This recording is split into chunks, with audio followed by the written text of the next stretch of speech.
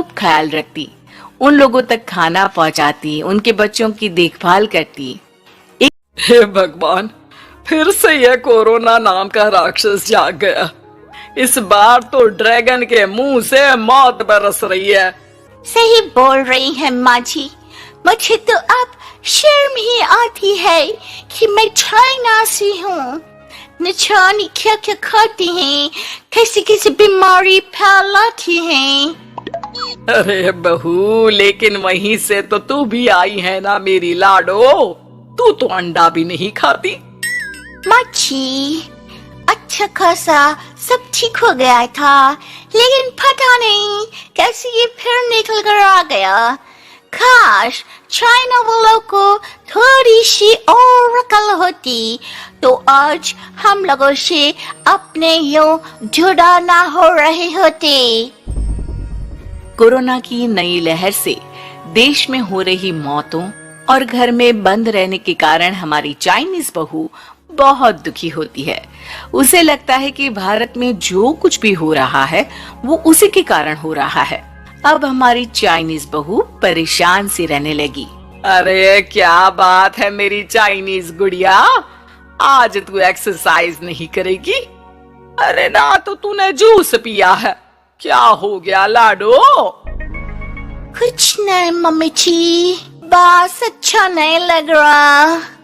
लोग मर रहे हैं और मैं जूस पीऊं। माँ जी, चाइना से आई ये महामारी और मैं भी तो चाइना से ही आई ना। अरे अरे बेटा, ऐसा ना सोच। सास पूरी कोशिश करती कि वो चाइनीज बहू को समझाए कि इस बीमारी के लिए वो खुद को दोषी ना समझे, लेकिन माँ जी, मैं आज खाना नहीं खाऊंगी। अब सबका खाना बना दिया है। मैं कमरे में जा रही हूँ, प्लीज डिस्टर्ब मत करना। सास ने अपनी हंसती खेलती बहू का ये रूप तो कभी देखा नहीं था, लेकिन करती भी तो क्या। अगले दिन सुबह सुबह, अरे ये पूरे घर से स्वादिष्ट खाने की महक आ रही है। ये कौन है जो चाय बनने के वक्त लंच बनाकर तैयार कर रहा है? वो किचन में आती है जहाँ चाइनीज बहू ने शुद्ध वैष्णव खाना तैयार कर रखा था। अरे बहू, सोई नहीं क्या जो इस वक्त इतने प्रकार का खाना बना लिया? हाँ माँ जी, क्या करे, जब दिल में बोझ हो तो नींद नहीं आती। तभी तो मैंने सोचा मैं गरीब और जरूरतमंद लोगों को खाना पहुंचा दूंगी। वो ढेर सारा खाना रोज बनाती और गरीब और बेसहारा लोगों में बांटती। क्या कर रही है बहू? कितने दिनों से देख रही हूँ तू अच्छे से सोती भी नहीं है। क्यों कर रही है लाडो? क्या करूं माँ जी, मेरे देश के लोग जीवन की लड़ाई लड़ रहे हैं और मैं सो जाऊं, मुझसे नहीं होता। एक दिन चाइनीज बहू पीपीटी किट पहनकर खड़ी होती है। अरे ये क्या बेटा, खाना देने जा रही है या लड़ाई लड़ने? माँ जी, मैं कुछ दिनों के लिए घर नहीं आऊंगी। मैंने सोचा है कि मैं घर से बाहर रहकर कोरोना के मरीजों की देखभाल करूंगी। ओ प्लीज प्लीज आप मुझे रोकना नहीं।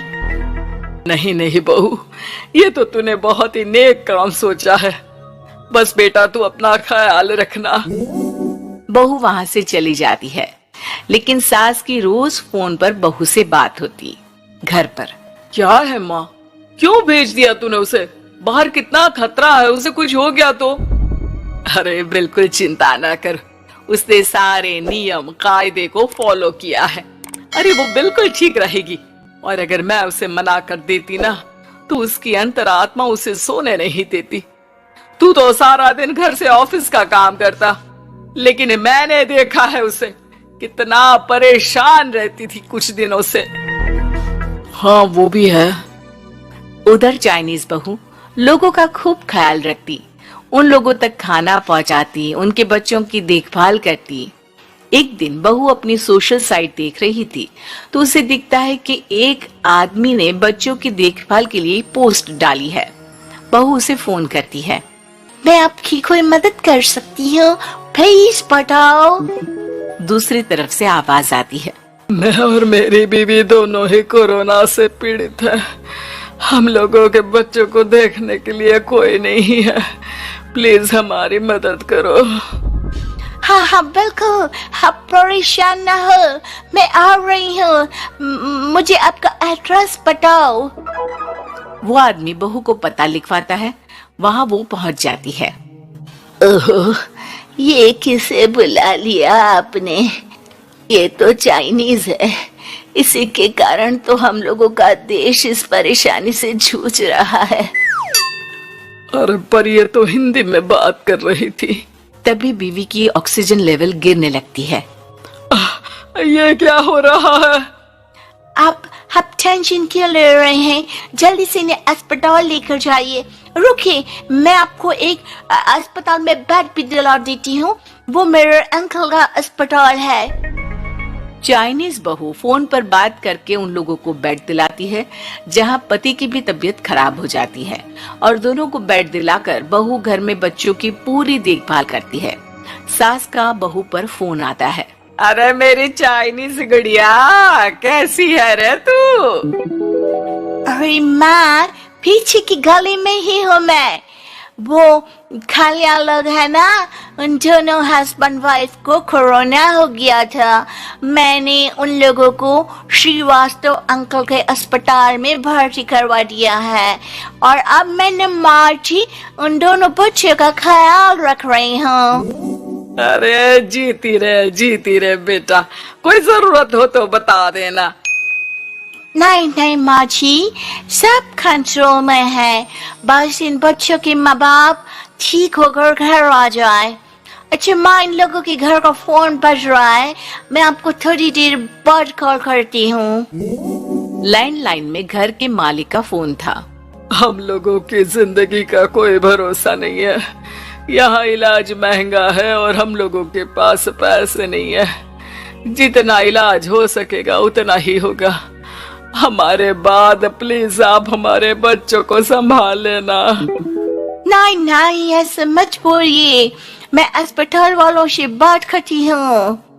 बहू अपनी बैंक से अस्पताल वालों को पैसे दे देती है और फोन पर कहती है, हनी, आप लोगों के अकाउंट में पैसे डाल दिए हैं।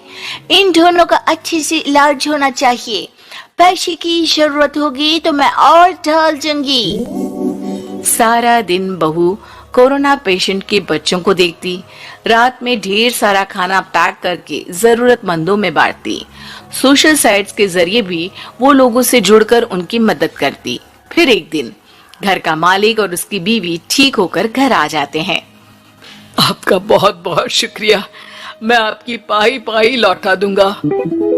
भाई नहीं, पैसा दिया था, लेकिन वो जब आप बिल्कुल ठीक हो जाना तो कमा कर दे देना, कोई बात नहीं। दोनों पति पत्नी चाइनीज बहू का शुक्रिया अदा करते हैं। आप तो हम लोगों के लिए भगवान की तरह है, आपका बहुत बहुत शुक्रिया। चाइनीज बहू बहुत खुश हो जाती है। वो घर आकर सास को पूरी बात बताती है। देख मेरी चाइनीज गुड़िया, तुझे चाइना का होने पर अफसोस था ना, लेकिन तूने सच्चे दिल से लोगों की सेवा करके ये बता दिया कि बेटी कहीं की भी क्यों ना हो, ससुराल आकर वो ससुराल के रंग में ही रंग जाती है। अब तो तू मेरी भारतीय बहू है।